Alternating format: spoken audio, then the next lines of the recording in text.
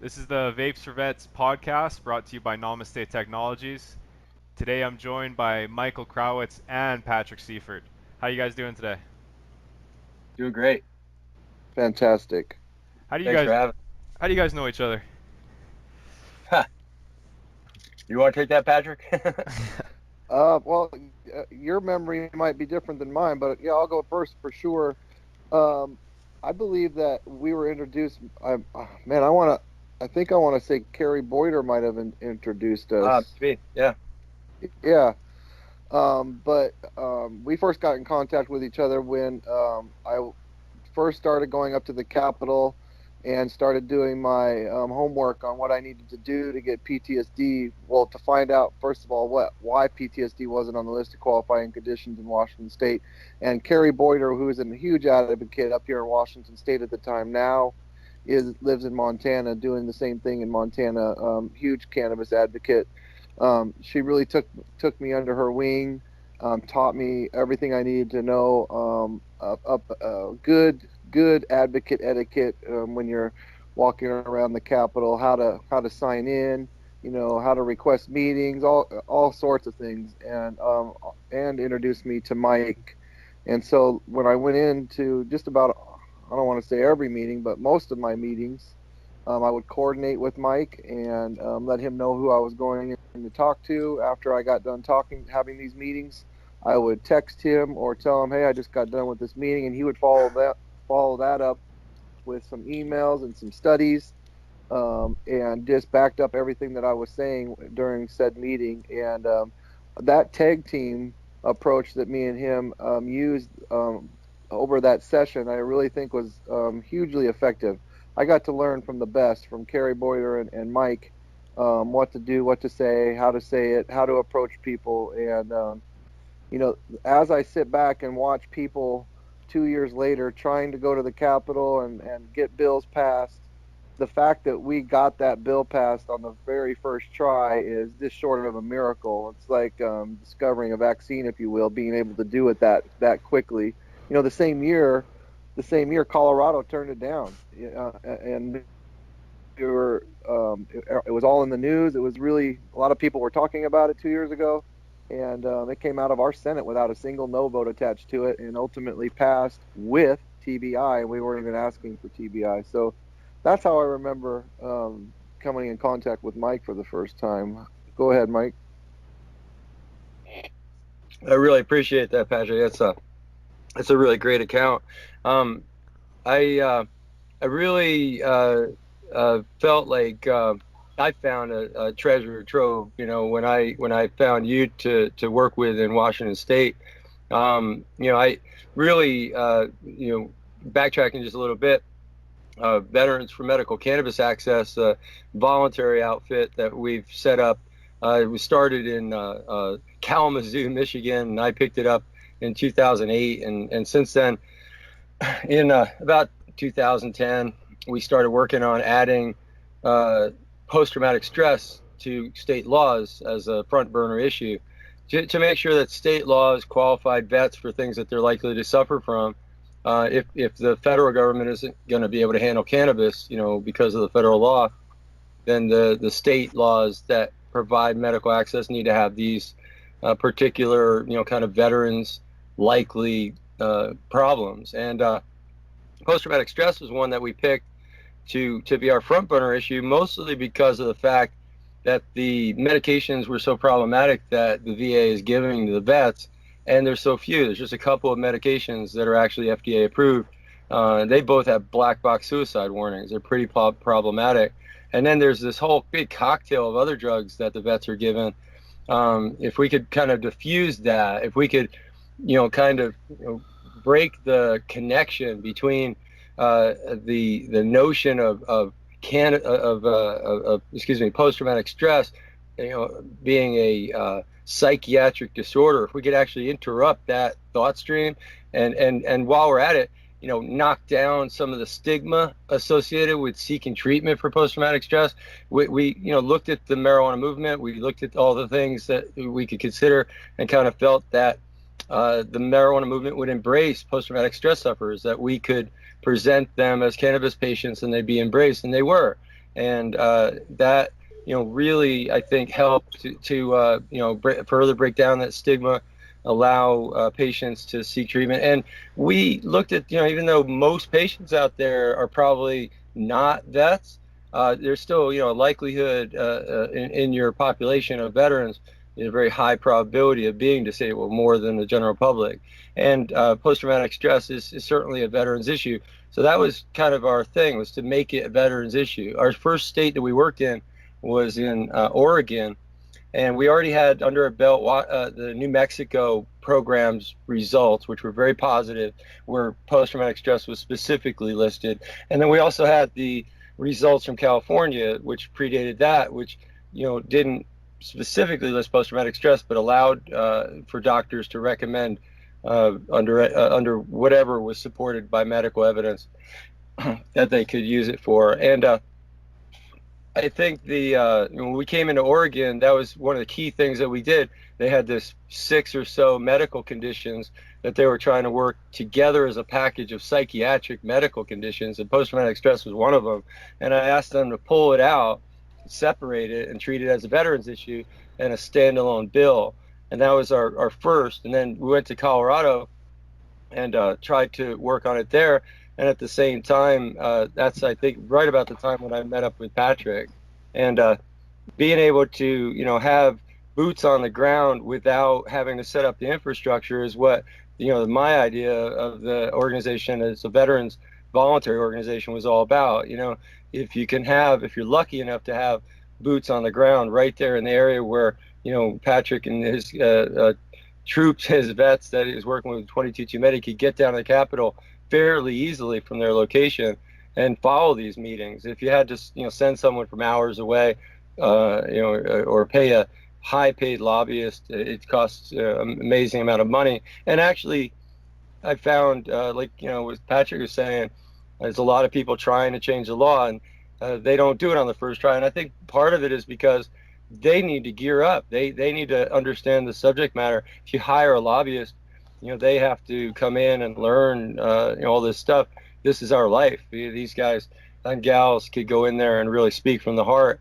And I think that's what moved it down the field. And fast forwarding to today, we just passed Colorado finally after I don't even know how many years, like 8 years, something like that. This is the first time I'm hearing that. That's good. Yeah, we got Colorado signed by the governor. It's actually done. We were actually in court. We had vets down there in court, and we were awaiting preliminary rulings and stuff in court. But we also had a bill moving through the legislature, and with significant resistance from the psychiatric medical authorities, we finally got it through. And that's, if you want me to talk for a second about that, that's, the opposition has been really interesting. I don't know if you want to get into that there, Jesse. Let's do it. Well, yeah, man, the only opposition that we really had to adding post-traumatic stress as a qualifying condition, that Patrick could tell me, if, from his experience up there in Washington, if this matches up, but the only opposition has been sort of a general anti-marijuana as a medicine argument from the Psychiatric Association and American Psychiatric Association. And I find that really troubling. Number one, we have a lot of really great psychiatrists that we've worked with over the years, not the least of which Dr. Lester Grinspoon and Dr. Todd McArea, who, rest his soul, passed away a while back, but also, just top-notch psychiatrists. What's the other one? Anyway, we got several more that I just can't come up with their names right off the top of my head, but they're really great assets to have a properly trained psychiatrist who's open-minded and does their homework is a real asset. And I just don't understand how the American Psychiatric Association as a whole can remain so ignorant on these things, that they essentially come in and testify with almost the exact same testimony everywhere they do it. Cannabis is a drug of abuse. You're talking about a patient population that's prone to drug abuse. Why on earth would you give them a drug of abuse? And we as veterans are pretty conservative, and we're kind of willing to look at all the evidence about drug abuse. We're pretty cognizant of drug abuse, and especially alcohol abuse. We're really kind of collectively trying to deal with that. Thank you. And we're very thankful for help when we need it. But come on now, look at the evidence that we're giving you on the cannabinoid receptor system, on the memory eraser function, on studies on all these different isolated cannabinoids and things. They seem to discount all that and just say, well, marijuana's never been tested. Even though you give them an active ingredient in marijuana study, they'll come right back and say, well, marijuana's never been tested. It's just a ridiculous brick wall of opposition. And just to give you an example of how crazy it was, like in Colorado, we had a big commission hearing. We won in the commission hearing floor, no doubt. All the testimony was essentially on our side, with the notable exception that I've made. And we actually get a recommendation in our favor, and then in closed doors, the final recommendation is against us. And they say that they had discussions in the back room, and we don't know who they talked to. Dr. Sisley wrote an article saying that she thought it was big money, big business that was interceding. It's just I think the American Psychiatric Association, they literally go in the back room with the high-ranking official, the governor, the commissioner, or whatever, and say, "What are you, crazy? You're not going to give illegal drugs to our patients using medicine for post-traumatic stress. You're not going to do that. That would be crazy." And that's all they have to do, and it kills it. It's quite amazing that to this day, in 1996, California's Proposition 215 passed, and the psychiatric community really was kind of quiet. And then all the way years later, when we're trying to add post-traumatic stress to qualifying condition, that's when they decide to raise their head. It's kind of funny. Now, how does a veteran get medical marijuana in a state where PTSD is not approved? Did I lose you guys? I'm here. I didn't know if you were done. I'm just listening, man. That I agree with you. I also agree that the American Psychiatric Association has a lot in common with Big Pharma, and they have a lot to lose if they come out in support of cannabis as something that cures PTSD. So that's how I feel about it. When we had, I understand that the doctors were lined up in Colorado and some of these other states to testify against it, but in Washington State, we had one doctor that got up, and even the senators that were standing up there were smashing his own testimony because he was obviously there. You could tell that he, first of all, didn't want to be there, and up till that hearing, we had gone to every single hearing. Us veterans, it's 22 too many. And we would go rolling into a hearing. We would have somewhere between 10 and 20 vets, all wearing the red armbands with 22 on them, and we had our signs up, and we gave powerful testimony, And I don't know. I have no illusion that if I go back to have phantom limb added to the list of qualifying conditions, that I'll have my hands full, and I'm sure it won't be as easy as PTSD was, but that's the next one that we're going to be trying for, is phantom limb. Just right now I'm just too busy, and hopefully I'll find a sponsor for that bill next year. And can you go into what phantom limb is about? You want to cover that, Mike? Sure. Basically, if you look at let me just refer to Dr. Micarea. Remember a minute ago I was talking about, rest his soul, one of our main kind of advocates and one of my mentors, Dr. Todd Micarea in San Francisco. He was a doctor that worked actually in the U.S. federal government in the late 1960s. And if you went to the U.S. federal government, you went to the White House, and you started asking questions about cannabis, you would be referred to Dr. Todd Micarea. He worked for the National Institutes of Mental Health, and he was their cannabis guy. He was their cannabis expert. And then he leaves the government service, goes in, starts working with these guys to try to change the marijuana laws in California, and discovered this wealth of antique medical information that had been lost to history because of prohibition. He printed a book. He published a book called The Marijuana Medical Papers. it was 100 years up to like 1961. So it was like 1861 to 1961. 100 years of medical studies. It was a book like 3 inches thick of all these different medical studies that have been just totally lost, to time because of prohibition. And he really was such an asset. And when medical marijuana passed, Proposition 215 passed, most doctors, just really wrote recommendations, didn't really keep much records. They were kind of afraid of the federal police. He wasn't. He was very bold about it, and he was highly published. And he got all these patients in for different ailments, and he would actually dutifully chronicle all these patients' suffering and look up the DSM classification for each illness and everything, and did some, it's easy. You look at this list. It's Dr. Todd McRee's list. It's still out on the web. And it chronicles about 10,000 patients, and it looks at what they're using cannabis for, the various ailments that the cannabis is very effective for. It gives you sort of the rough, edit of the first master list. And if you looked at that as a whole, over half of the list is what you would call pain syndromes or painful conditions. And amongst those, the highest is the nerve pain or nerve-related pain, or so-called neuropathic pain. And in neuropathic pain, probably the clearest example that I could point to would be phantom limb pain, where you've lost an arm or a leg, and you still are having the issues with that arm. I mean, you not only have pain in that arm, but you have uncontrollable pain because the arm isn't even there for you to do anything about the pain. It's really, quite devastating.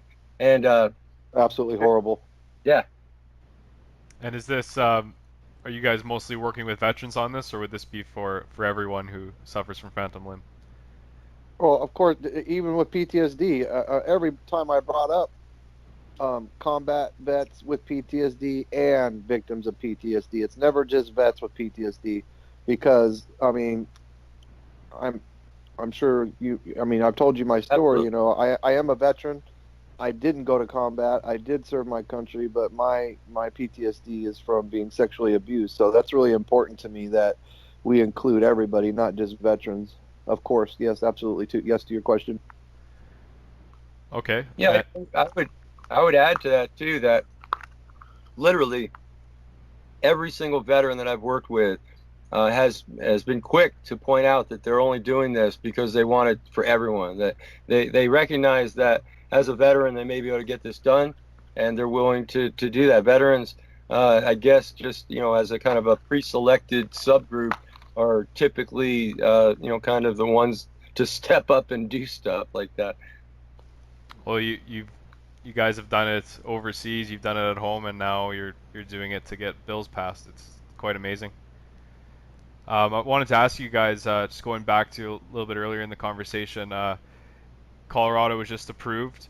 I wanted to know what's the difference for veterans who live in states where it's not approved? Like, how do they get access to medical cannabis? Well, I think first maybe talk about Colorado, because that's an interesting case where it's actually a legal state. So you might ask yourself, what's the difference? Why is it necessary at all? And that's kind of a very important distinction that we need to make as we're legalizing, or regulating non-medical use.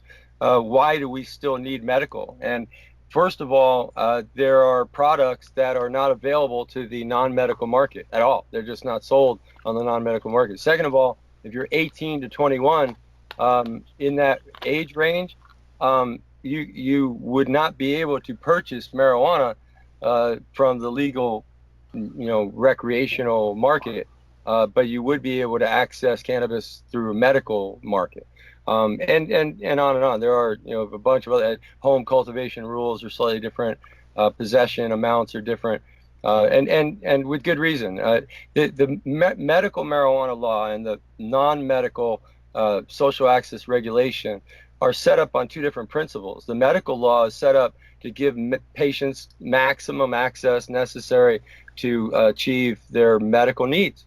Simple as that. And the non-medical side, though, is designed to create a structured, civilized, rational, regulated, legal approach that brings the use and distribution above board, so it's all legal, and you get taxes and revenue. You help destroy the black market, and your goal is to kind of find the price range and the products that are just right to discourage black market, but at the same time also discourage abuse, discourage misuse, and discourage youthful experimentation. So, and to minimize use generally. So those are very almost contradictory, points of view. And then when it comes to a non-medical state, that, I think what it really comes down to is availability of choices. And I think if I was to have any like single message to vets that are in non-medical states, the thing that they're really missing out on is the variability of choices. Being able to go to a proper dispensary and have 100 different choices in front of you, where you have edibles and different kinds of preparations and pills and extracts. You still have smokable cannabis that you can make into tea or put in your vaporizer or roll a joint out of. It's just really amazing, all these different choices that you come up with, and in that mix, in those choices, are your best possible chance of finding a medicinal outcome that's positive. And if you're out there in, like, Oklahoma, you get marijuana on the street corner of one of two kinds. It's either the good marijuana or the bad marijuana. The bad marijuana, you just like take the whole thing and just throw it away. You just wasted your money. And the good marijuana is infinitely variable. You may get lucky once in a while and find something that's effective, and you're breaking the law. In some cases, to the extreme. We have a vet in Oklahoma, Chris Lewandowski. I hope I'm saying his name right, but he's facing trial right now. We all should send him our good vibes, and if you're able to look him up and find him on Google, try to help him out in his legal support and stuff. He is facing major time there in Oklahoma, and I think he's just now brokering a deal where they want him to take a deal and be on probation for like 5 years just for using a little bit of medical marijuana. It's just mind-boggling, considering I was just out in California, the Cannabis Cup out there, where these scantily clothed ladies were selling cannabis by the pound. It's kind of mind-blowing. Patrick, I wanted to ask you, your organization, 22 Too Many, Veteran Suicide Prevention Organization, when was that founded, and can you tell us a little bit more about that? Yes, it was founded. Before, we were just a group of veterans that I called together. Like I said, I had veterans coming to my place. Word was getting out across Olympia, across Thurston County, that there was a medical shop downtown Olympia, and the guy's a veteran and he takes care of veterans. And that word sped quickly, because I started seeing from one a day to a few a day, and it just kept growing from there. And I always had my wall of honor, always made them feel welcome. And I can't remember the exact day. I can remember the day. I can't remember it on a calendar, but it was probably late 2014, early 2015. The original article that came out about the 22 suicides a day, and as I was reading it, first of all, I didn't believe the article, and I just sat there, and I'll tell the story again 1,000 times before my life's over, but I really felt my life change at that moment, because I was thinking to myself, I see this every day. I'm living it. I'm at ground zero right now with what's going on, and I have something at my disposal. I have something in my toolbox I know works. And the studies hadn't even come out yet that the suicide rates were in medical states were lower, traffic fatalities were lower, overdose on opiates were lower, suicides with opiates were lower, and on and on and on. Those studies weren't even out yet, but I just knew. I knew it because I was seeing it with my own eyes, and I was like, I have all these veterans coming here. I have a lot of veterans that care. So I called the very first meeting, and we had a meeting at my place, and I just pulled up a bunch of chairs in a circle and a bunch of veterans, and I told them about that number and said that, hey man, I feel like we need to do something. Who's with me? And not one of them walked out of the room, and we picked up a few guys here and there. Some of the original pictures from the first meetings, I would say there's close to 16, 17 veterans. Again, just like now, mostly, if not all of them, were combat veterans. I think I might be the only one right now in our organization. When I say our organization, the guys that come to the weekly meetings and that kind of thing, we have our own little family, and they're all combat vets. I'm the only one that's not a combat vet. So, and ironically, Mike is also not a combat vet. So, the going back to those original meetings, that me going up to the Capitol, I was like, you know what, I'm going to go look into PTSD. None of us knew if it was even on the list. I was like, well, let's check. We know what's on the list. We know it's not there. We had originally talked about going with TBI, PTSD, and a few other things all on one bill. And thanks to Carrie and thanks to Mike and the homework that I did, we saw quickly that in the years before the year that we went up there, everybody piled on all kinds of stuff on the PTSD bill, and that's why it never passed, because there would just be too much added to it all the time, and it never really was turned down just because of the PTSD part. It was all the other parts that people would throw in on top of it. And so we made that, I'm not going to say a requirement, but we asked Senator Hobbs, who is also a veteran, still serves to this day in the reserves, hey, listen, please do us a favor, run this bill solo all the way out. In years past, as you probably know, Senator Hobbs, that this bill never passes because a lot of stuff gets piled on top of it. So he made us that commitment. He got back to us within 72 hours that he would champion that bill, and the rest, as we know, is history now. We didn't become an official 501c3 until late last year.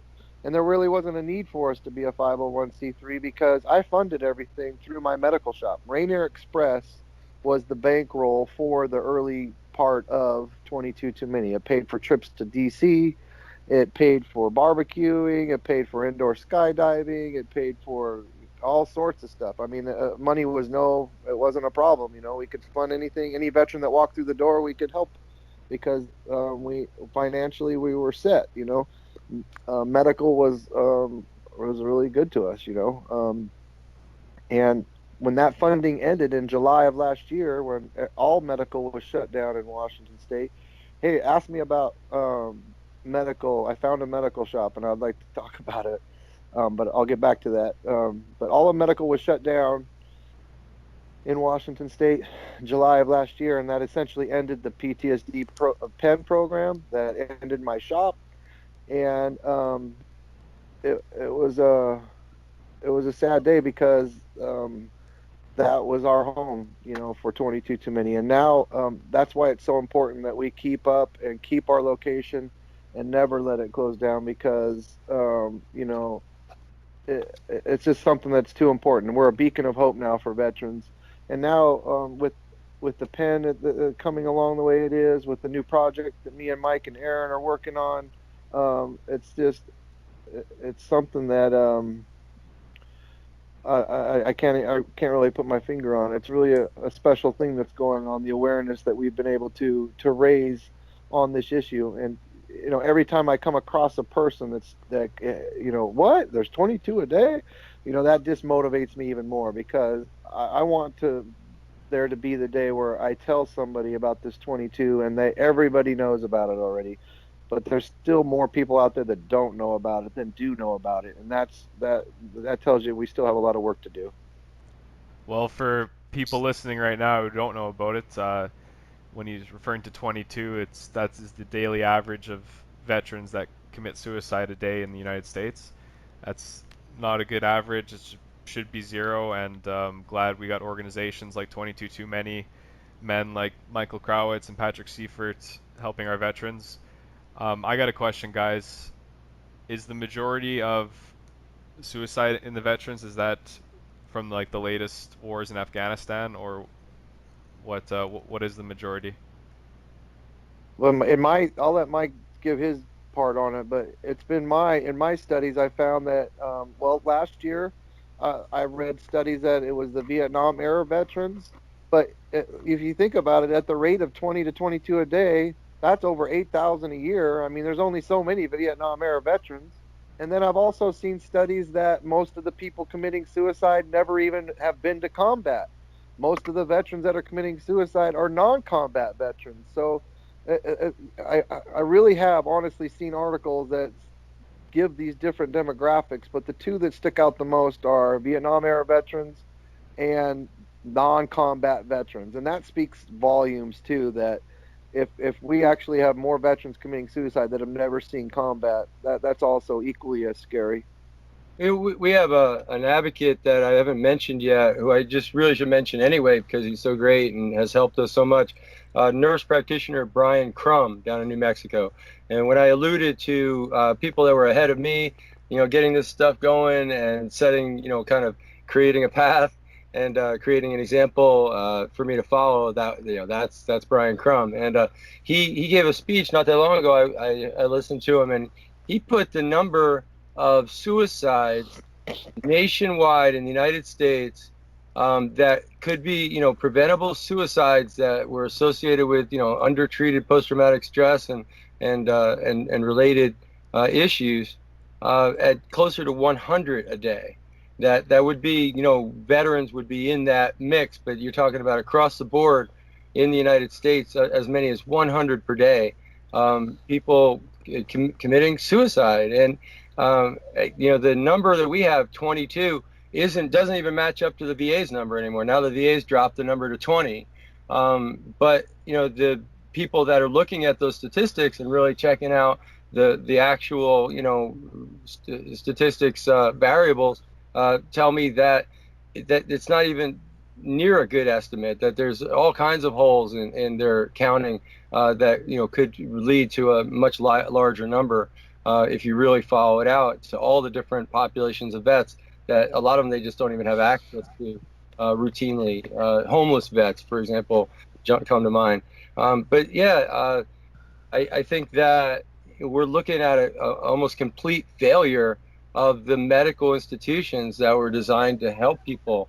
I mean, I don't know, I wish I had the ability to compare this to previous time periods and stuff, but I'm not sure that we can even do that. The numbers are so shaky. And even with the statistics of the suicides themselves now, it's hard for us to really, kind of know much about these suicides because, when a veteran commits suicide, their family is in shock and grief, and the community's in grief, and they kind of circle the wagons, and the story is very difficult to get out of an individual case, let alone to try to get kind of metadata.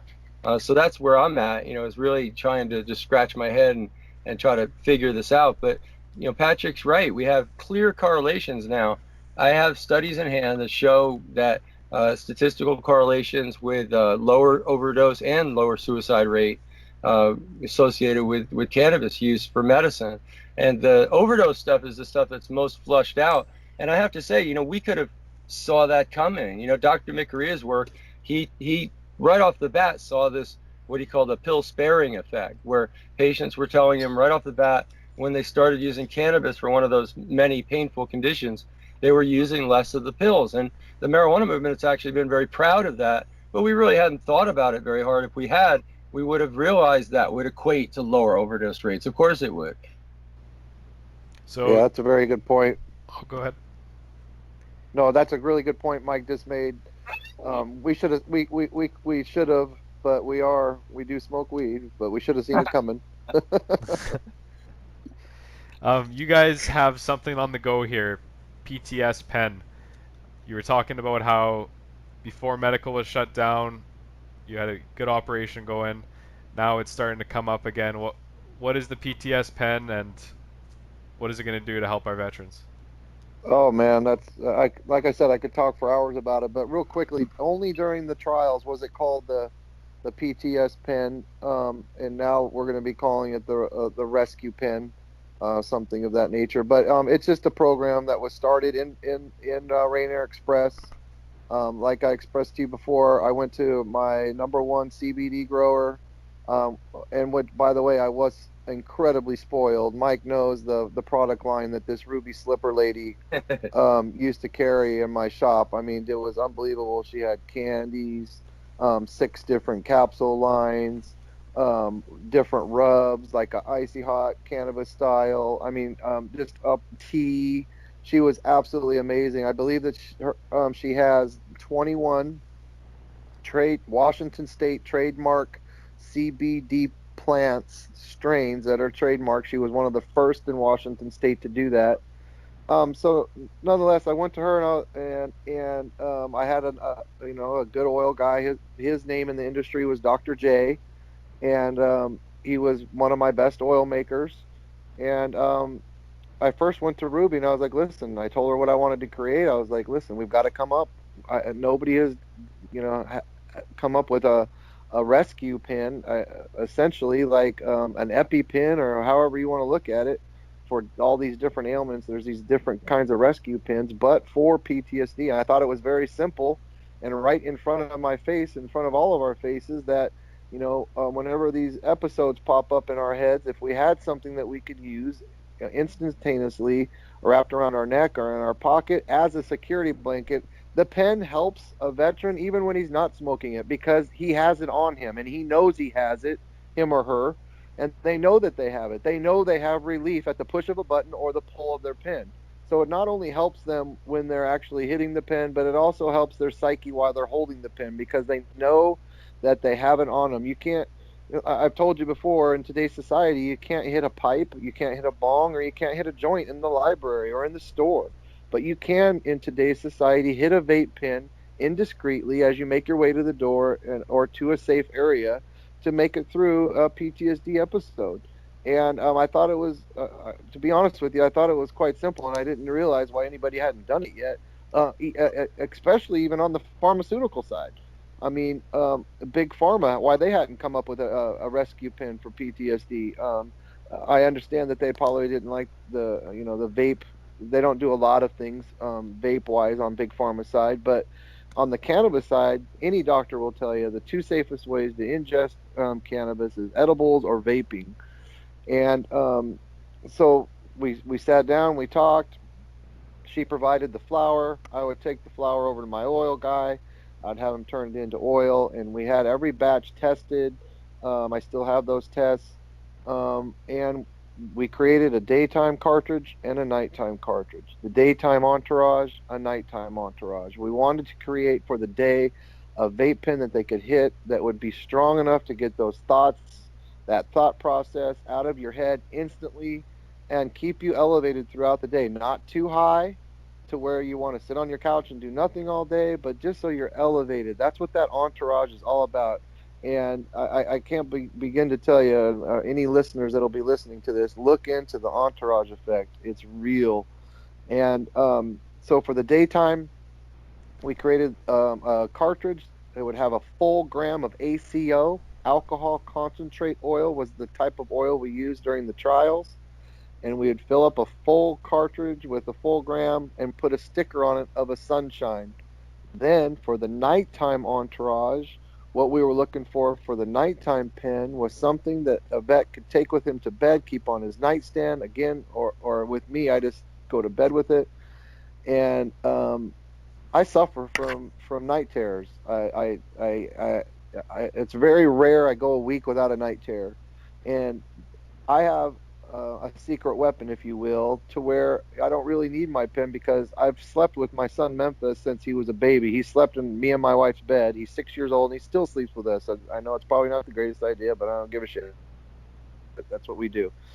And whenever I have a night terror, I have my son to hold on to, and he'll rub my head or he'll rub my body, and it's just been something that we work through together now. And but that's not something every veteran has, and so this pen really works.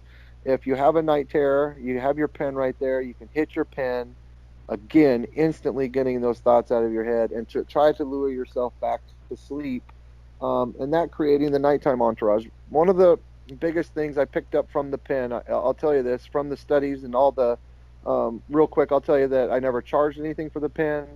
The nighttime cartridge would also have a full gram of oil in it. So we would give anybody that wanted to be part of the study a battery, a charger, a case, and 2 full cartridges with 2 grams of oil total for free.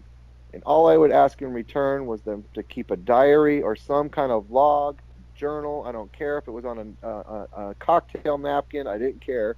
Please bring in something so I can make this pen better. And they did that for a year and a half, up to 2 years. When we did the studies, we got up to all the way up to PTSP pen number 6 when we had to shut it down. And the biggest thing that came back to me, the biggest eye-opening part about the study was most of the combat vets and the women that were rape victims used the nighttime cart all day long. They would come back and say, I like the daytime, but for a lot of these veterans, and that's something that we could talk about too, is the tolerance level of some of these combat vets are off the charts. Like when Dr. Sisley came out and was hanging with us for the full week for Seattle Hempfest 2 years back, she was floored at the amount of cannabis that we were ingesting and some of the combat vets were taking in. She really couldn't believe it. If she hadn't seen it with her own eyes, she wouldn't have believed it. And it was something that to this day she still talks about. I don't know what it is, but literally all these combat vets tolerances are out of this world. Like, I can't smoke a quarter of what some of these guys smoke or vape or eat. And I've really found that to be true through all the combat vets I know. It's pretty fascinating. I don't know, maybe Mike can touch on that a little bit. Well, I just think that the dose is an interesting thing to talk about. The thing that comes to mind was the instructions to doctors from 100 years ago when cannabis was still in the pharmacy and well recognized and hadn't been prohibited out yet. They instructed doctors to start at a moderate dose and increase the dose until desired effect was reached, period. Just keep increasing dose until desired effect was reached. There was no ceiling dose. And I think that's, an important thing to realize. And also there's this concept that's out there that we've come to start hearing about, a cannabinoid deficit syndrome, where they've actually been able to identify in patients a deficit in certain cannabinoids in their system. That may very well correlate. You may be able to actually have a test someday to be able to determine your cannabinoid level.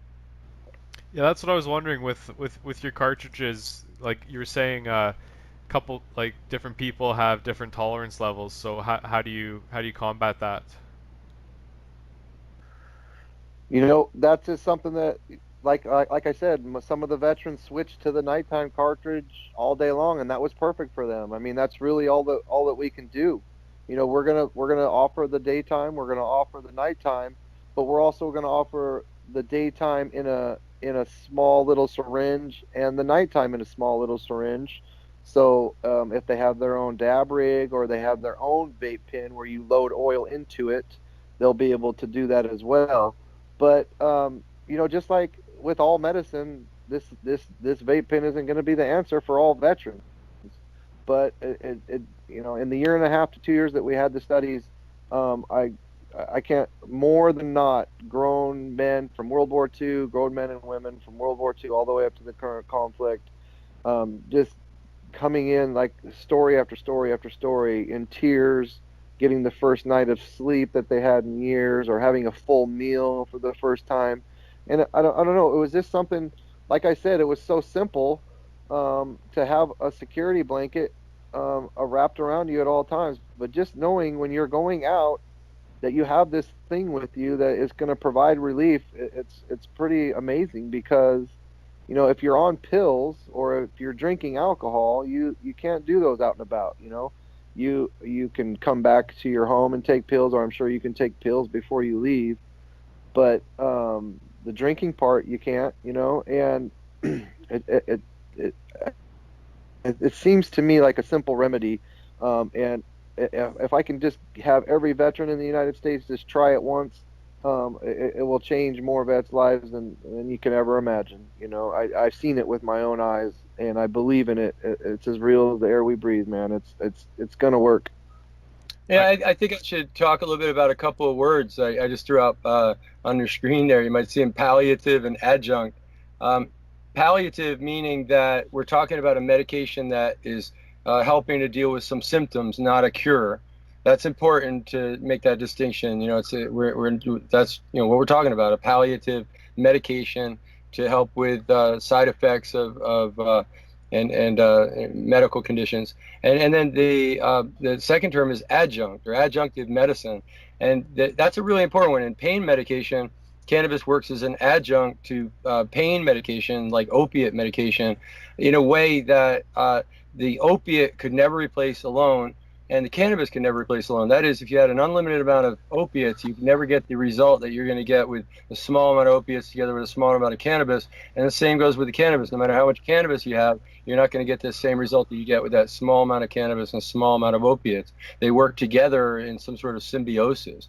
And with post-traumatic stress, you're talking about an adjunctive medicine, not just to help the veteran with pain, and many patients that have post-traumatic stress, especially if they were injured in some sort of traumatic event, that often comes with pain. So you get those pain syndromes as well. But with post-traumatic stress specifically, the adjunctive is to other things like meditation, mindfulness, service dogs, having a plant, family time, outdoor time, hiking, camping, use Yoga. of many other medications, yoga. I mean, it's a perfect adjunct. That is, it actually works well with those other things. Yes, it doesn't detract from those other things. Yes, but even more than that, it actually helps increase the effectiveness of those other things. I got a vet in Pennsylvania that swears to me smoking a joint before he goes in and speak with his counselor at the VA has like quadrupled the effectiveness and helpfulness of those counseling sessions. And I think the ideal world that Patrick and I are both looking at is where the medical marijuana movement helps to serve as kind of a tether to bring back a lot of pretty pissed off, righteously kind of pissed off, disenfranchised veterans, and give them kind of something that helps. It's a palliative, but even more, it helps them integrate back in to get some of these other services that might have seemed trivial even before when they were in so much suffering. Now they're very effective together with the cannabis. Does that really kind of ring true for you, Patrick? Yes, absolutely. Yeah. When you know what I'd like to do, guys, is get you both on video and just show how this pen works, because it sounds extremely interesting, and I can't wait to see it on the market. Yeah, the pens that we used in the trials were not push button; they were just pull. The pull ones where they don't have any buttons on them, and everything from top to bottom was the veteran was thought of. The reason why we don't have a button, because a lot of old time vets can't push buttons. They have a hard time seeing little tiny buttons there on a vape pen, and so I understand that, and I'm a believer of this, that those pens that you just pull off of to get your hit and don't have any buttons on, sometimes those batteries aren't strong enough to burn oil at a temperature that's effective as the battery ones that are push button. And so that's another reason why we want to offer up the same kind of oil in a smaller syringe, so the guys that maybe don't like the cartridge and the pull battery, they can put it in any type of vape that they want. That they'll be able to choose what they use to do that. And Canada is a perfect example. I mean, they get a stipend to get their vape pens. I believe you said, right, $300. Yeah, $300 reimbursed, up to $300, I should say. Right. If we could do that for veterans in all the medical cannabis states, that would be huge. I mean, that would I can't even imagine if that happened up here. I mean, and also that would force our hand on educating these veterans on vaping. You know what I mean? And it's going to come out. The medical market in Washington State is absolutely null and void right now. There's probably actually a dozen actual products that are come in under medical now in Washington State, and that's really sad. But nonetheless, that's why when we bring this cartridge out, it's not going to be medical. It's just there's just no reason to put it into that market. Just the way it's set up here in Washington State. Other states have really good medical programs, but they really butchered our medical. Go ahead. Well, I was just going to, speaking of that, do you want me to go in just a few seconds and explain what happened in Washington State? Yeah, go for it. I'd love to hear it. Yeah, because just real quick, I want to throw in there, when that same time that I was up there fighting for PTSD that same year, as you remember, Mike, I was fighting for my life to try and save my shop. And I gave at the, I won't say at the request, but at the, man, I don't even know what the word is. I was kind of told from Asa and Steph and Carrie that it would behoove me to give this particular lobbyist, 8 or 9 grand that would help my cause. And it had nothing. It did absolutely nothing. And at the end of the session, I could have drove down the freeway and thrown $8,000 out the window and got the same effect from it. But that's the part that was hard to swallow for me, because being a first time person up there fighting for this, I had a win lose. I won with PTSD, but I lost my shop. So, but yeah, go ahead and explain a little bit, Mike, to Jesse what happened. So essentially, if you have a well regulated medical cannabis program in the United States, in a particular state, when you begin to set up the regulation of non-medical access, that's a very different scenario than if you have a medical marijuana law that has never been really regulated at all, and tried to then set up this regulated non-medical program. And what happened in Washington State was there was a regulation package that was put forth in the legislature, put a lot of work into it, got to the governor's desk, and the governor felt threatened by the U.S. federal government. This is the governor of Washington State, vetoed that legislation. And it really turned out to be the last chance to really properly regulate medical marijuana. And when that didn't happen, it paved the way for somewhat of chaos as they started trying to regulate cannabis under this new law. They picked the alcohol, the Bureau of Alcohol, what is it? I forget the exact. Liquor and Control Board. Yeah, and they oversee the program. Again, remember what I was saying about kind of the guidelines under which non-medical is set up is really quite at odds with the medical, and they really just try to do both with one sweep, and really kind of cavalierly, without even really, I think, thinking about what they were doing, just sort of gutted the medical cannabis access program. And the thing about that is that the whole while telling people that it wasn't going to happen, and the law itself was written in such a way as to suggest that it wasn't in any way or form, repealing medical marijuana, but in a sort of de facto way, that's what happened. Some of the greater concerns, the really, really great concerns that patients had, really didn't materialize, of being rounded up and hunted on the highway and stuff. But nonetheless, it did create chaos, and it has created a lot less patient choice. The medical, products that I was talking about before might not be so easily available. And what will basically happen, I guess, is if you're in Washington State, it's going to be by region. If you happen to be lucky enough to live in like downtown Seattle, you're going to have great choices. If you live on a rural area, you're probably going to basically have no choices.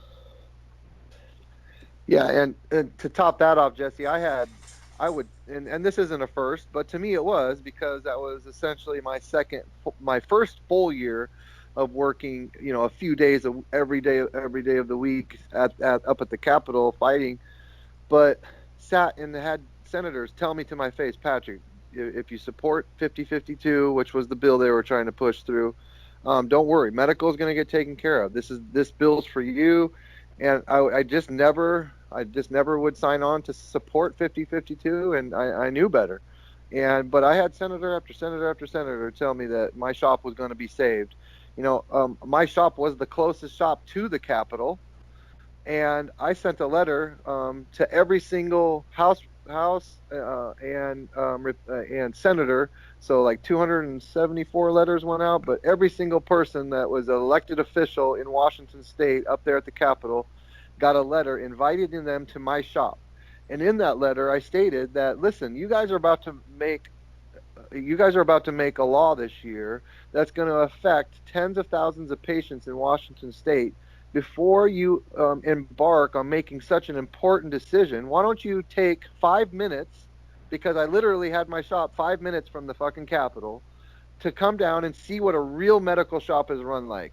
And I thought that was going to be a win-win for us, because surely if they came down and saw the important work that I was doing, and that I had 3,000 veteran patients and nearly 8,000 regular patients, and they saw exactly what a real medical shop was doing, not one of these fly-by-night ones that are doing everything illegal, but a real legit one, not one person came. The next year, I had 3 come, but it was right in front of them. If they really wanted to know how medical was being run in Washington State, they could have taken their lunch break or sent one of their office workers or somebody down to check out my shop. They didn't want to know. They didn't want to know the truth about how well medical was working for medical cannabis patients. And and Mike will tell you, I don't want to get into a big discussion about these guys called the red shirts, but there was a group up here that really did some irreparable damage to the whole process. They were a group that would threaten. They would call and give death threats to the governor, and it was one of those scenarios that they would always say, "Listen, you're screaming too loud. I can't hear you," because everything they would tell or ask was always being yelled at. They would scream, and it got to a point where we would go into meetings with senators, and they would ask me within the first 5 minutes, "Are you with the red shirts?" And you know that there's a problem when representatives and these different high important folks are asking me if I'm involved with this organization. Because if I do tell them I'm a red shirt, basically everything I'm saying after that point forward, they're not listening to, and they just want me to get out of their office. But nonetheless, there was some damage done there that we just could not repair. This particular group made it okay for a lot of them to vote medical out of existence, and that's exactly what they did. And I think Mike will back me up on that. Oops. Yeah. Mute button, not being kind to me there. The red shirts were really kind of an anomaly, thank God. They really came up out of just one or two activists out there in Washington State. Really, they copied, or kind of mimicked WikiLeaks, and they came up with a 420 leaks thing, and it was kind of half conspiracy based and half marijuana activism and half just total anarchy, and these guys really did a lot of damage, and it just goes to show you that sometimes the movement, can be its own own worst enemy. There was a video that came out of Washington State that's really quite amazing. It's a frontline video. You can see it like at Netflix or whatever, talking about the Washington State situation. It's got Carrie in there. It's got these red shirt guys, and it just shows how they were just incredibly disruptive. And the legislature works for the people. They're there working every day. Often the people that work for the legislators don't get paid very much at all. They're, sometimes they're interns, sometimes they're just there to get, kind of resume building. Even at the federal level, often they don't make too much money. They're working on all these different issues. Yours is just one of 100 different issues. They have all these people breathing down their neck to fix things that are rightfully needing to be fixed out there in the world. And they deserve a little bit of, space, a little bit of, kind of respect. And these guys just didn't give it to them. It was really a shame. We've been lately talking about amongst the vets coming up with, kind of a way to create a sort of codes of conduct for our behavior, and that reminded me of the red shirts. Really, that really brings it home. What are some Absolutely. What are some upcoming dates for you guys? I know you got something coming up in July. You got Hempfest in August. Can you tell us about some of those? Yeah, Mike, I'll let you talk about Seattle Hempfest and the dates if you want to look that up while I'm talking real quick, unless you know them off the top of your head. But the biggest one we have is July 22nd, and that's going to be the 3rd annual PTSD Suicide Awareness March. It'll be at our state capitol like we've had it the past 2 years. It's basically a celebration of the work that we did, getting PTSD added to the list of qualifying conditions. And that's going to be an important day, because that's also the day that we're going to be dropping in Washington State the first version of the rescue pen. And so that's going to be a really big day. That's the day that it's going to be released to the world. Everybody's going to know. It's incredibly exciting. So that's July 22nd. That falls on a Saturday this year, and we're also doing work. Jesse, just write these down, Jesse, real quick, to talk about Catch 22 project that we can talk about later, because it just popped into my head. It's really important. And I forgot the other one. Okay, so those dates, and then go ahead, Mike, with about Seattle Hempfest. Yeah, the Seattle Hempfest is August 18th, 19th, and 20th. And that's downtown Seattle. We'll talk about that in a second. But this year is quite amazing. If it all lines up and all works out, it looks like we'll be participating in a conference in September in Vienna, Austria, a conference in November in Prague, a conference in November in Atlanta, Georgia, a World Health Organization meeting in November, a United Nations meeting back in Vienna in March, and finally wrapping it up with, was there one more, I think, wasn't there? Oh yeah, the one that you were already. Yeah, there's one in Portland that we're trying to squeeze in at the end of August. Yeah. So we've got a lot of stuff coming up. A big year for us. So ever maybe. I was just gonna ask. So the Hempfest, it's right on the water. You guys are gonna have a tent set up. What's gonna be going on in the tent? Okay, so this is really fun because what we do is 22 too many. So there's booths. I told you that it's a couple miles how long that park is. At least it feels like a couple miles. It's a huge park. Like I said, throughout the whole thing, there's like 6 stages spread out.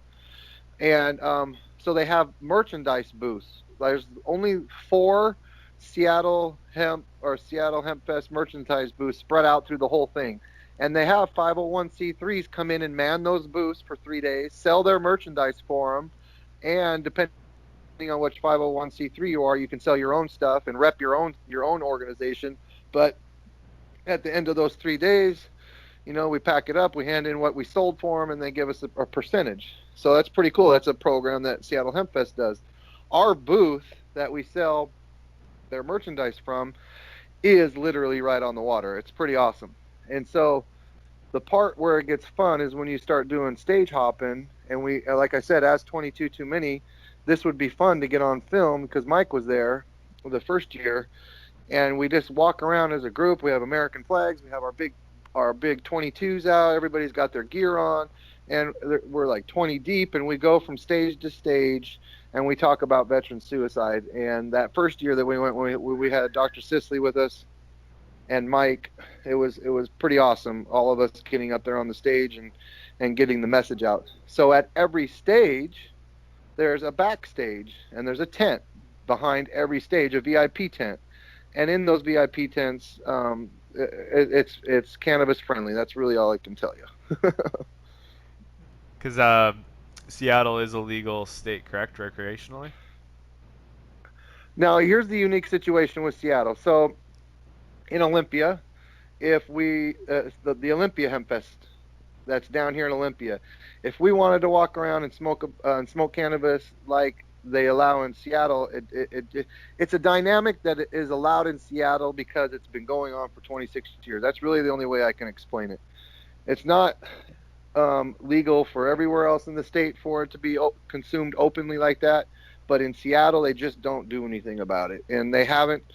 And the reason is because of the reputation of Seattle Hempfest. They've run that thing perfectly for 26. Today, this year will be the 26th year, and they have an incredible, impeccable reputation with the city, and it's pretty awesome. It's pretty awesome, but it is definitely something that is only allowed for Seattle Hempfest. Wouldn't you say, Mike? Yeah, and it creates a very interesting dynamic. When marijuana was illegal, a lot of sales. There was huge amounts of sales going on up and down the water there. And the police were trying to hunt down the pot. It was the cat and mouse. It was the typical drug war. It had that feel that, like I was saying before, it kind of felt like an occupying force, you know, and in your face. And then with legalization, ironically, they're not allowed. The one vendor, there's, you know, unlimited numbers of booths of vaporizers and pipes and glassware and associated materials to cannabis, appreciating cannabis. 100 booths, but there's not one booth selling cannabis. The law has created legal cannabis in a shop, but they can't have their shop in the booth at the Hempfest. So everyone there, and I mean, like, everyone there seems to have something a little different. Everyone stopped at their favorite cannabis shop, picked up, you know, the supplies, they stocked up, and they headed to Hempfest. So now there's very little sales. There's a couple of people here and there selling like brownies or something, but for the most part, everyone has a little baggie or a little pen or a little device or a little, you know, food products or whatever that they've actually brought with them. When you say, Patrick, it's really kind of changed.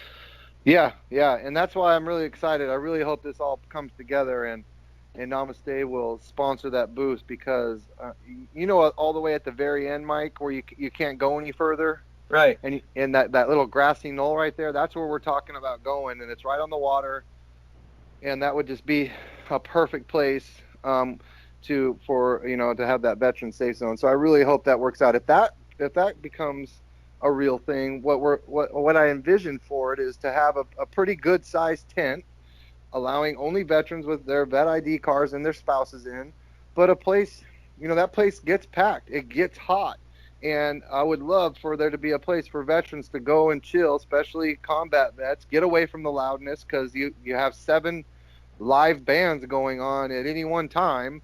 Gets loud, like I said, it gets crowded. So just basically having a veteran safe zone, have our house DJ in there, food, cold water, medicated tea. We could have all sorts of CBD. When I say medicated, I'm speaking of hemp CBD, teas, all kinds of stuff. Just a safe zone, a safe place for veterans to go and relax. And I think it would be a huge, huge, huge hit. And like I said, we could have a sofa set up in there. When veterans come through the door, hey, you mind sitting down and doing a quick interview? I mean, we could really capture a lot of veteran stories from all over the world, because people come from all over the world for this Hempfest. Like I said, that's the largest Hempfest in the world, and it's the oldest, I believe. And right there on the water.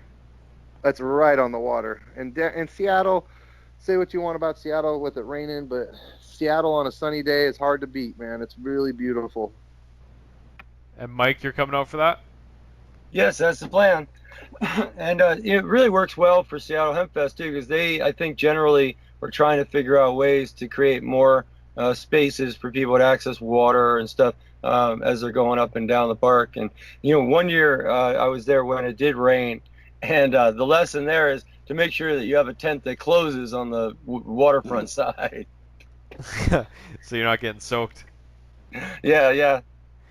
I had a question for you, Patrick. When you were talking about the PTS pen, veteran, he could use it walking towards the door if he's having a PTSD episode.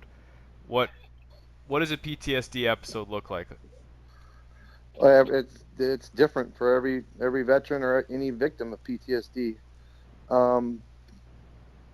Me personally,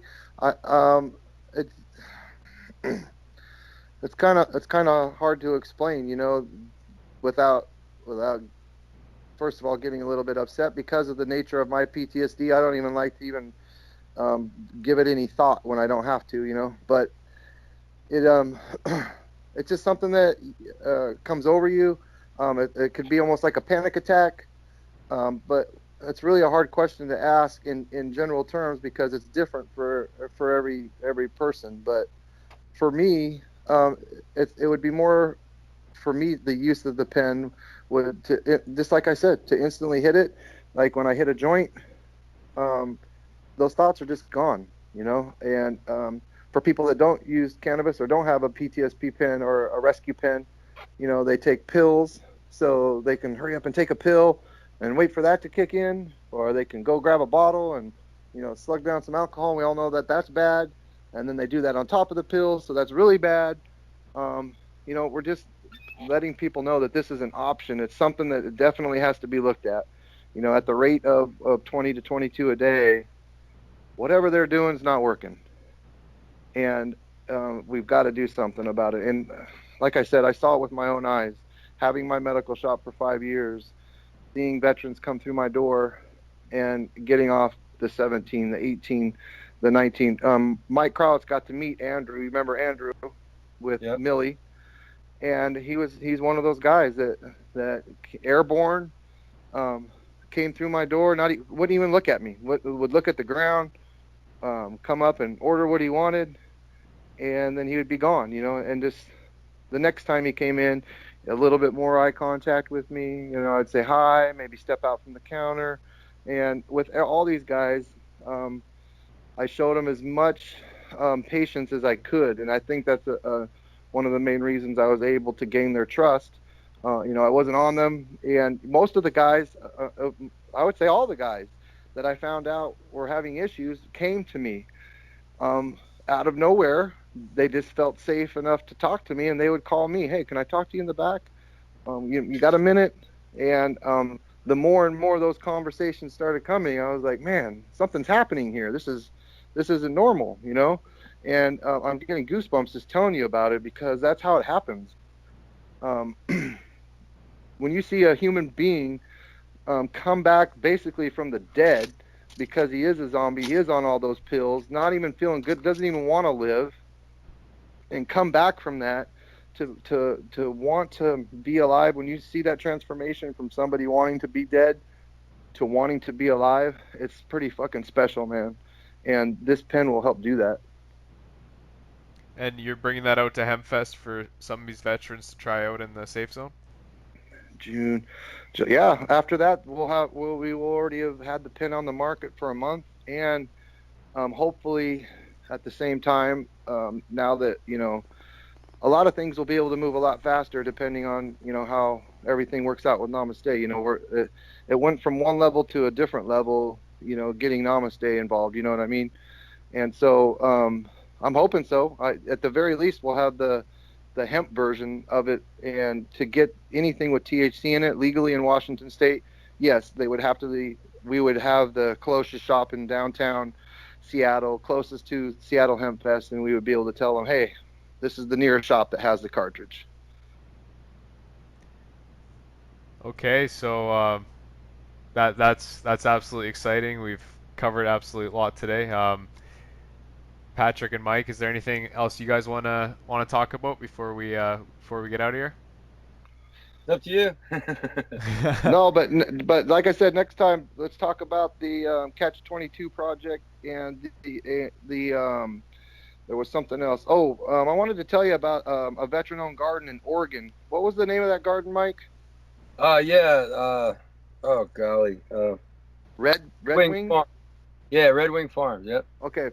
So check this out. These guys are incredible, Jesse. So we go on a visitation to these guys' farm in Oregon. Beautiful farm, 77-acre ranch. These two young brothers, I would say early 20s, are from Brazil. Their father owns a construction company in Florida. Bought this once Oregon became legal. They flew out. They bought this ranch farm. On the ranch, they have rescue horses, rescue llama. On the fields that they plan on growing hemp on, they have 70 head of cattle, you know, doing their thing to that acre with their shit, so they can get the field ready to do organic hemp runs, which is also incredible. I thought was really cool. So we got to see this beautiful farm, and where these guys are coming from, I kept wondering when I first of all, when I met them, they were these two young looking, you know, good looking Brazilian kids, and I was thinking, what do they know about cannabis, and why do they want to help veterans? And it was pretty cool when they revealed why they wanted to help veterans, and it was simply because they grew up in Brazil, and they know what it's like to live in a third world country. They know what America is and what America stands for and how good America is, and they wanted to give something back. And the best way that they can do that is by supporting veterans. They thought, because they know how special it is that what Americans have here. They realize how good we have it. They really do. You know, we get used to it. And it was such a relief when they were telling me and telling Mike and Aaron that the reason they want to help veterans is because they love America so much. And that was pretty special. And they donated $100,000 to an organization, a veteran organization. They would give this organization $100,000 over the year, and they were looking to team up with another veteran organization. That's why we were there, more involved in the cannabis fight. And so we had a really great meeting. They just called me the other day to send me $250 for our organization just to help out, and they're going to let us have a barbecue at the end of the summer on their ranch. And at the end of the summer, all their outdoor plants are going to be huge and beautiful. Now, to me, seeing an outdoor grow huge and beautiful is like being in the redwood forest. It's something you don't get to see. A lot of people don't get to see their whole lives. But when you do get to see it, you realize how special it is. And it's absolutely incredible to see these huge outdoor plants. They're just beautiful. And so I just wanted to give those guys a little bit of props, because they're doing a lot more for veterans than some American-born people are doing for veterans, and it's pretty special thing. And if Mike, if you want to say something, go ahead. But those guys are incredible. Well, I just want to add that I thought they really had their act together. They really caught up fast on they really had a huge learning curve that they obviously went through and are still continuing to go through, but really handling it well, and picked a beautiful location. Looked like they were doing everything right, and producing a product already on their second year. So it's really, very, very exciting and quite amazing to be part of, for sure. And the Catch-22 project, let's talk about that. Well, it's just something that that is a hope and a dream for me to do someday, because I believe one of the reasons that this suicide awareness isn't catching on, why it's not leading every news cycle, is because there's no faces. There's no faces connected with these 20 to 22 daily suicides. There's nothing for us to look at. We can't go to a book. We can't go to a computer and be like, these are the ones that did this today. Those are the ones that did it yesterday. And I think that that's a big problem. Not being able to put a face to each one of those suicides is something that we need to change. And it originally was going to be a name of the book that I'm working on, Catch-22. And I told Mike about this probably about a year ago. He probably remembers, but it could easily be a project. But my dream, and to get the ultimate awareness out there about veteran suicide, would to be to scour every state's death. I don't want to say certificates, but the things that come out in the newspapers, stories, whatever. If we had the budget to do it, follow and find out where some of these suicides are happening, go to the family and try to get the story of the veteran that committed suicide. Try to find out what happened. Where did it go wrong? What could have been done different, possibly, And not only are it's sad that we're losing 20 to 22 a day, but then you attach an entire family to every one of those deaths. You have, for each death, you have children, brothers, sisters, mothers, fathers, all affected by these suicides. And I think it would be the most powerful way to bring that to the American people or to the world would to have the budget where we could, have a team ready as soon as we hear of a suicide in a state somewhere in America. We fly to where that happened and try to get the story of that veteran. It might not work sometimes, it might work sometimes, but I think putting a face to these suicides is vital in us getting our message out about how important these suicides are. I almost feel like people don't think they're real because they can't see them. And I think that that would be the ultimate way to bring awareness up with the suicide. I don't know, you guys can tell me what you think, but I think this really well illustrates what I was talking about before, Jesse, with data, how important and powerful the data is that we're trying to find. Yeah, without data, it's kind of hard to prove something. Like with the Catch-22, would you make a a documentary or have a website where people can go and read these stories? Yeah, a documentary, and I think the name, it's a play on words, but we've got to somehow catch these suicides. We've got to prevent them, and I think by going to some places where the suicides are happening and getting these people's stories out, I mean, I think it would speak volumes if we could go to the veteran that just came home after doing 4 or 5 tours and left 5 or 6 kids behind in a 2-bedroom apartment or whatever. I mean, maybe somebody will start caring about the suicides if they see the damage that's left behind from the suicides. And I'm not just speaking of the single person, I'm speaking of the families and all the friends and everybody that's affected from a suicide. It something that needs to be done, and I think that it would be something like Vice style or one of these other kind of documentaries. It would take some time. It would definitely be a project that would take some time, but in the end, I think that it would be worth it. And I think that if not a documentary, yeah, I think it would be a documentary. Followed up with a website, of course. But what do you think, Jesse? Well, I know from experience, Vice doesn't take unsolicited suggestions. I've sent an email into them about getting a story done about you guys, and so if they're listening, let's do it. Cause when I say Vice, I mean Vice-like. They're next to impossible to get to bite or even respond to an email. I'm fully aware of that, but I'm just those kind of shows. There's a bunch of other ones out there that are just as good, I feel, as Vice. I just can't think of the main one right now. But there's another one that's really good too. But I mean, there's some crazy fucking shit on cable television right now that I think that we have a purpose of being on.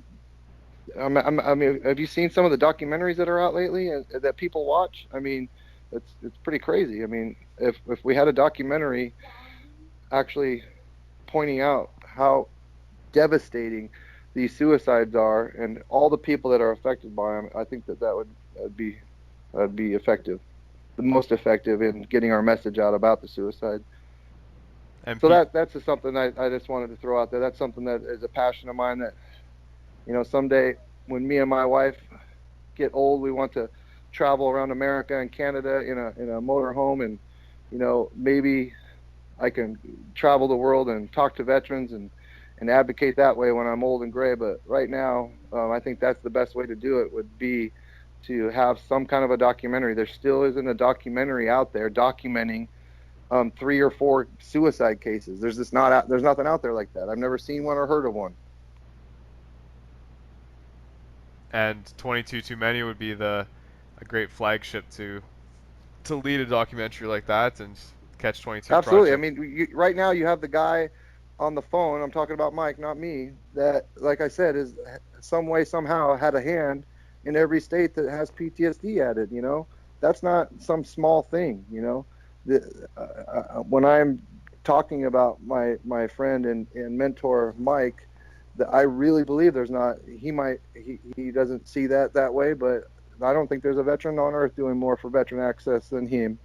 And having him and 22 Too Many and Aaron, there really isn't anybody else better to bring that message, to the forefront. Maybe that's something that Trump or somebody would watch. Your guy was talking about bringing in Quentin Tarantino. If he's if he's talking about doing that, maybe we could find somebody to pick up the budget for doing a documentary like this. You'd be the perfect person to do it, Jesse.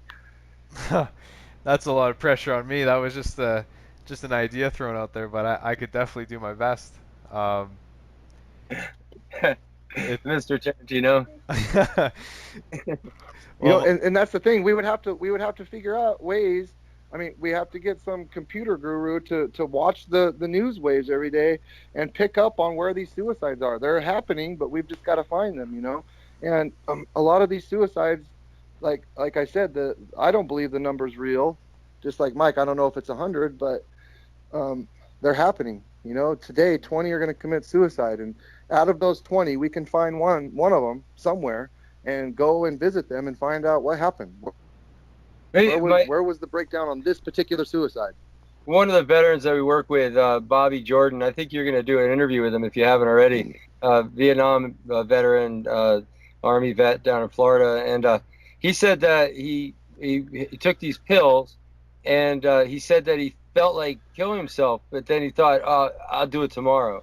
And then he read somewhere in the literature that you would actually have a side effect that was common from that drug, where you would have suicidal ideations, but you would put it off till tomorrow. And he said it was, how the hell did they know I was going to think that? You know, it's the funniest thing to hear him say it, but really crazy stuff. You know, the pills that they've got the vets on and you know, patients on, especially in the combinations that they're giving to people in large amounts of all these different pills, is really a big problem. And I think we just stop that.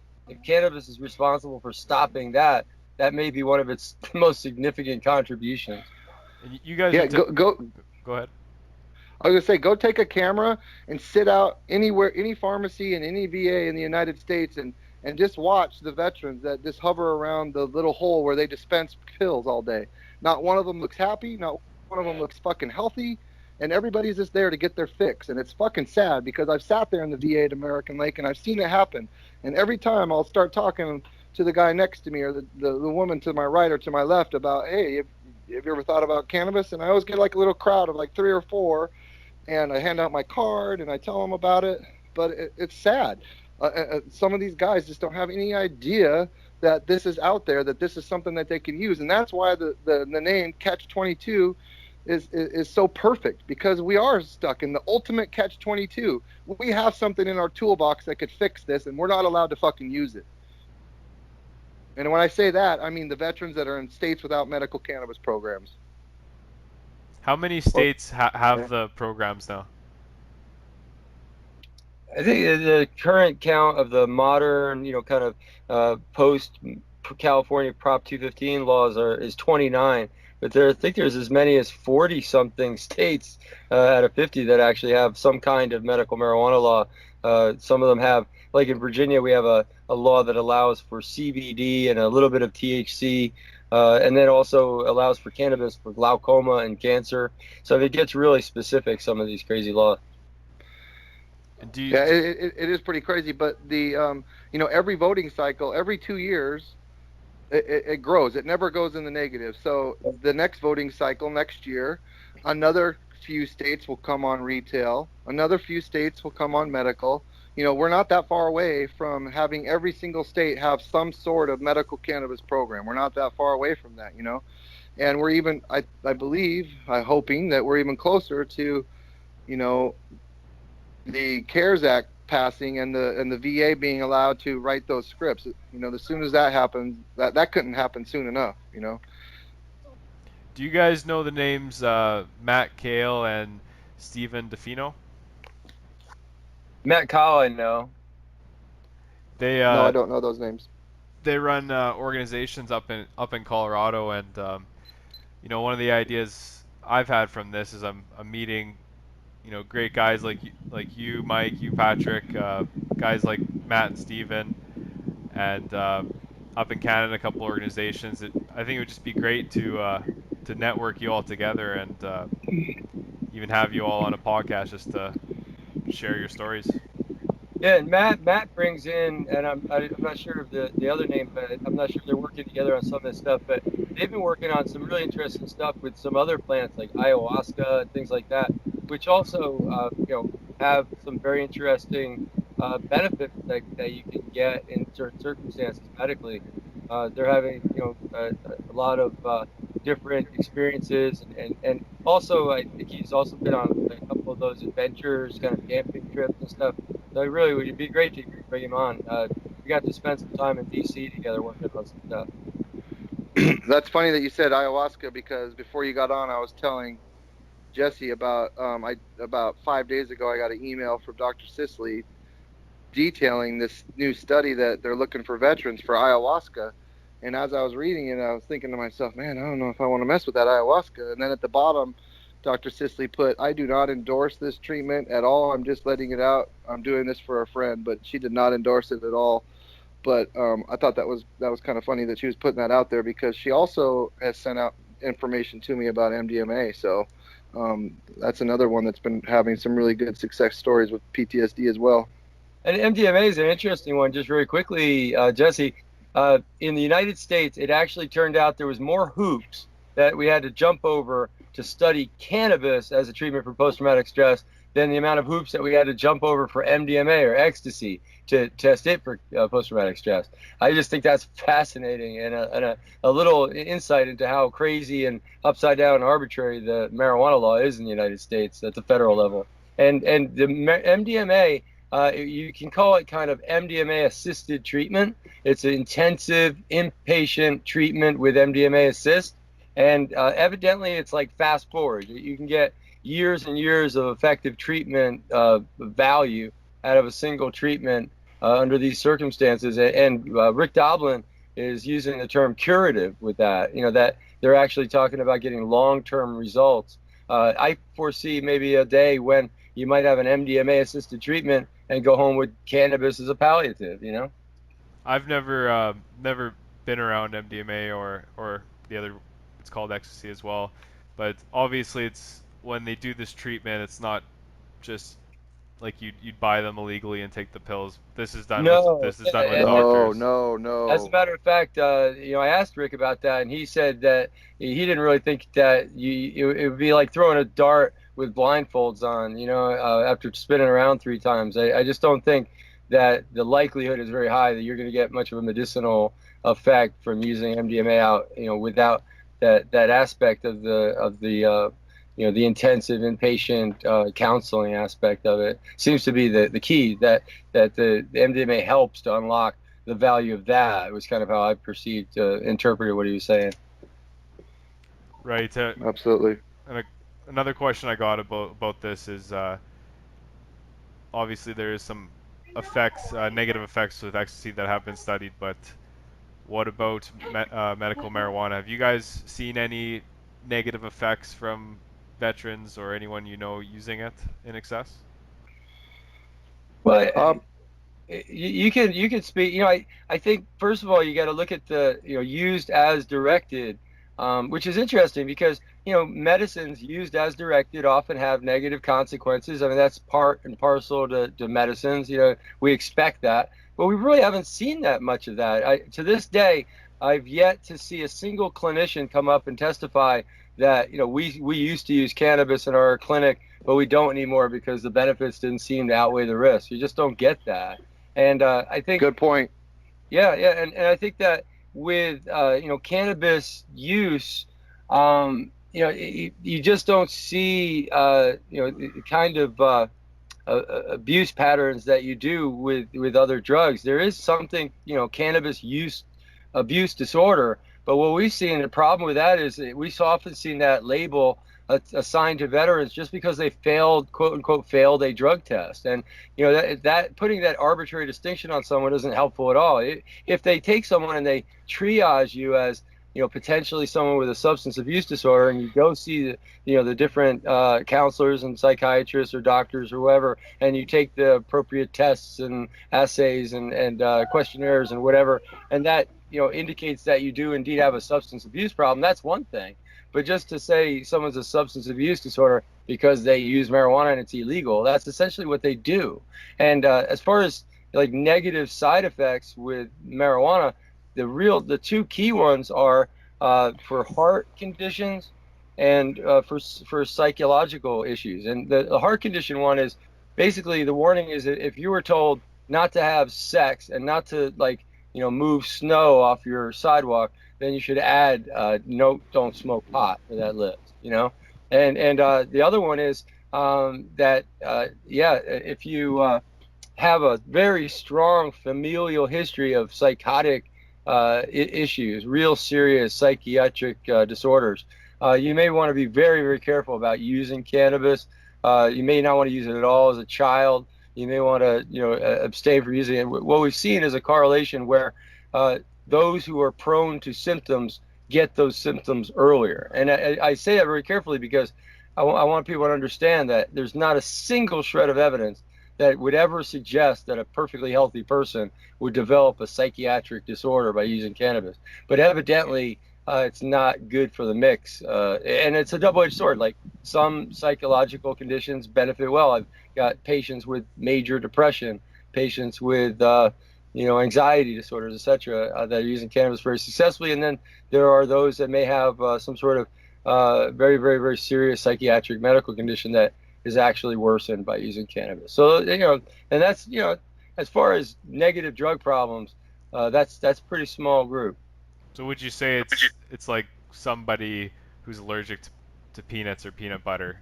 It's Oh, not. no way. Oh, no, peanut butter allergy is off the charts, man. That kills people. Well, what I meant was just with some people it has zero effect, but with some who have these pre-existing injuries No, or even that, like peanut butter allergy seems to affect a lot more people. And, it's just really such a small subset of people. Wouldn't you say, Patrick? Well, that's great that you brought this up because I had a combat vet just come in 3 days ago. He was an old patient of mine, and he still to this day he can't use cannabis because for whatever reason whenever he smokes it he gets too paranoid. And usually when somebody comes to me and be like, "Oh, I tried cannabis once and I got way too high. I'll never do that again. I was paranoid." And first thing I say is, "What strain was it? What was the terp profile? Did it gear towards sativa or indica? Because that really does matter. It really does matter because somebody could have a bad experience with a high rate sativa, and have a bad experience of it, and then all of a sudden now they hate cannabis, and it had nothing to do with the cannabis. It was the strain that they were trying at the particular time." But coming back to this veteran, I happened to have a bottle of tincture still available from my medical days where the THC in it was unactivated. Do you remember? I remember that, Mike, that ruby slippers I had. Yep. I had one left, and the THC was unactivated in it. So he still got the effects for his body from the THC, that it was good for him, and it just worked. He said by me giving him this one bottle of tincture, he wasn't going to have to take his pain pills for 4 weeks. And it was the last one I had left. I was saving it as a memorabilia from my shop, but when he came in, I was like, "Dude, I have this one. All I ask is that you bring the bottle back so I can save the bottle." But I just don't have that anymore, and it's not available in the retail market. Nobody's even coming close to creating a tincture that has unactivated THC in it, and that was something that was reached in Washington State medical program. And I can't even tell you how innovative it was. Mike will tell you some of the product lines I had on my shelf as medical. It was absolutely amazing what we were doing with cannabis, and it really was a shame that we had to shut it all down. But that's just one of the products that I had that was good for veterans, having the unactivated THC in there for him. And he gave me a hug. He was so happy that he wasn't going to have to take his pain pills for fucking 4 weeks, And so, yeah, there's also the CBD versus THC. THC will bring on these psychotic situations where CBD is a very well-known antipsychotic. And not only that, but the THC effects that could be very dramatic, as Patrick was describing, can be almost immediately quelled by CBD. You can actually ingest CBD and have that quell the over THC effect. So a little bit of chemistry involved with some of these different products available. You can actually offset some of these negative side effects that patients are trying to stay away from. And ironically, getting high is actually one of the side effects that patients generally don't really have much problem with. That's the thing that the lawmakers, the police all complain about. Oh, you don't want people getting high. But in reality, when you're using cannabis as a medicine and you're using it properly under doctor's orders, we don't get a lot of that, where I was really high all the time. It doesn't work that way. See, when Patrick said, I'm glad you brought this up. I thought he was getting into peanut butter. We'd have an hour and a half on peanut butter. No, yeah. Peanut butter that's a really scary one, and that's that's another thing. I mean, we had a nurse that we work with, Marilyn Matthews. She's a vet, and she worked as an addictions nurse there with the University of Virginia. She was actually one of the addictions consult nurses, and she said that when they're working as nurses, they give someone a medication, and if they give the wrong, like they got a patient in room 7 and they accidentally give the poor person in room 8 their medicine by accident, they could kill them. It just within seconds you see stripes going up their arm, and so I mean it's like, you know, really, really, really scary because you gave this patient that patient's medication, or you gave them the wrong dose or something like that. And you know, cannabis, the worst possible outcome that you're going to have in most cases is just going to be, you know, someone that you're going to have to explain, you know, a little bit of an uncomfortable feeling for a while, or you know, that they may may have the munchies, and you know, have to deal with that. I mean, seriously, the downside is pretty small when compared to these other medications that they're using so routinely. And the one fact that always remains is there's never been a death in the history of the world caused by cannabis, and that's a fact. Yep, no overdose deaths. Yeah, I mean, you remember the estimate, Patrick? No, go. What was it? It was like you know, 15 pounds of cannabis inside of 20 minutes or something like that, and they suggested that it was possible that you could actually kill yourself if you ingested that much. How much was it? It was seriously like 15 pounds of cannabis, you know, like kilos and kilos of cannabis at all at one time, not over weeks or months, you know. And it's interesting. I mean, we now have these really, really strong extracts that are being used out there. I watched a guy on YouTube take a strip of extract, must have been several grams of extract, probably enough for me for a month's supply, and put it in just one big hit in his vaporizer pipe. You know, the downside is that you sleep really hard when you go to bed, and you wake up refreshed. You don't have a hangover. It's really something. I think that, you know, using cannabis in that way creates problems that we maybe have never had to deal with before with cannabis. I'm not, you know, downplaying how much cannabis you can actually ingest if you seriously sit down with a dab rig all day and dedicate yourself to it. And those are some issues that we have to deal with. But still, you know, again, it's not going to be anywhere near, you know, what would happen if you dedicated yourself to Jack Daniels. Unfortunately, it looks like we lost Patrick Seifert. Yes, I think he's having some issues with his phone, so we're going to have to say goodnight to Patrick for now. Oh, man down, man down. Well, that's Mike, you got a lot of stuff on the go here. You got that July 22nd with 22 Too Many. You got the Hempfest coming up. Congratulations again for yesterday on getting Colorado approved. It's absolutely awesome. We're helping with getting Colorado approved. Question I had for you. When you were saying the reason the bill wasn't getting passed was there's a lot of stuff kept getting thrown onto it. What kind of stuff was that? Well, I really, you know, that was Patrick that said that. Basically, what I came in to Oregon. They had I think it was 7 different psychiatric conditions. You know, anxiety disorder, clinical depression, post-traumatic stress, etc. And you know, I was really looking at it not so much as, you know, a standalone bill because that's strategically better. I don't even know if I was thinking about that really. What I was actually thinking about was just that we need to isolate this from psychiatric disorders, that we need to treat this as a veterans issue.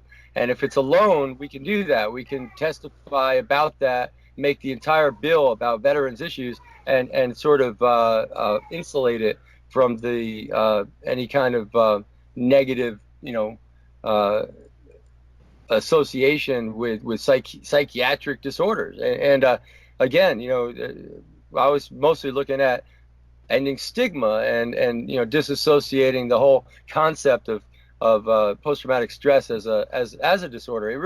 It isn't so much a classical disorder. It can't be just counseled away.